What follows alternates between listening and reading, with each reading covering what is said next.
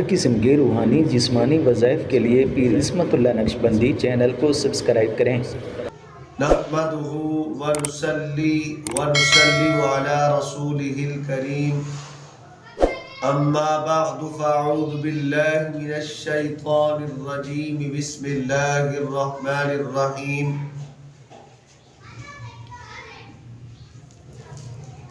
آج میں آپ حضرات کو جو عمل جو وظیفہ دینے لگا ہوں، یہ وظیفہ امام الاولیاء سید الاولیاء سرتاج الاولیاء حضرت مولانا احمد علی لاہوری نور اللہ مرقدہ کا ہے۔ آپ کے مجربات میں سے یہ وظیفہ ہے۔ حل مشکلات، آپ کی کوئی دینی مشکل ہے، دنیاوی مشکل ہے، آپ کی کوئی عدالتی مشکل ہے، مکان کی مشکل ہے، پلاٹ کی مشکل ہے، کسی بھی زمرے کی آپ کی مشکل ہے، کوئی بھی مشکل، کوئی بھی حاجت، کسی ایسی مشکل میں پھنس گئے ہیں، آپ کے اوپر پہاڑوں جیسا قرض ہے، آپ کے اوپر اتنی مشکلات آ چکی ہیں، آپ مشکلوں میں پھنسے ہوئے ہیں اور سالہ سال سے وہ مشکلات آپ کی حل ہو نہیں رہی، بڑے وظائف آپ نے کیے، بڑے اذکار آپ نے کیے، مگر وہ مشکل حل آپ کی نہیں ہوئی، وہ حاجت آپ کی پوری نہیں ہوئی۔ اگر آپ کی کوئی رشتے کی مشکل ہے، تجارت کی مشکل ہے، اللہ کی طرف رجوع کیجئے اور سید الاولیاء امام الاولیاء حضرت احمد علی لاہوری نور اللہ مرقدہ کا یہ وظیفہ کر لیجئے جس ترتیب سے میں آپ حضرات کی نظر کر رہا ہوں۔ انشاءاللہ اللہ رب العزت کرم فرمائیں گے، چند ہی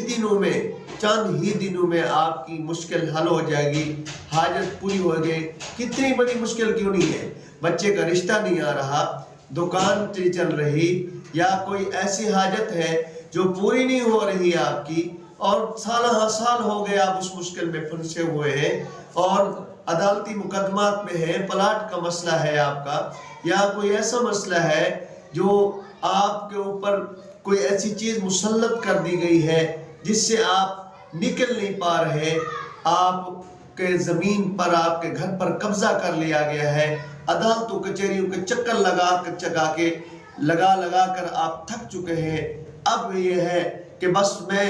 اب کیا ہے، خودکشی کا دل کرتا ہے، مرنے کا دل کرتا ہے، کچھ بھی نظر نہیں آ رہا اللہ کی ذات کے علاوہ، تو یاد رکھیے یہ عمل کر لیجئے، انشاءاللہ اللہ کے فضل و کرم سے اللہ آپ کی بڑی سے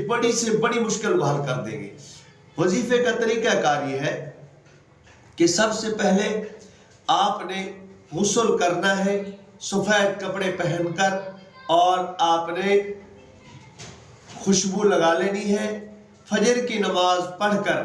آپ مصلی پر بیٹھ جائیے، اور پھر اس کے بعد آپ نے کیا کرنا ہے، سورہ یاسین کو شروع کرنا ہے۔ اپنی مشکل کو سامنے رکھ کر یا اپنی مشکل کو لکھ لیجئے، ایک مشکل ہے یا دو مشکلیں ہیں یا تین مشکلیں ہیں، ان کو کوئی بھی ہے، مقصد ہے، مشکل ہے، حاجت ہے، اس کو لکھ لیجئے۔ اب کیا کرنا ہے، آپ نے سورہ یاسین کو شروع کرنا ہے،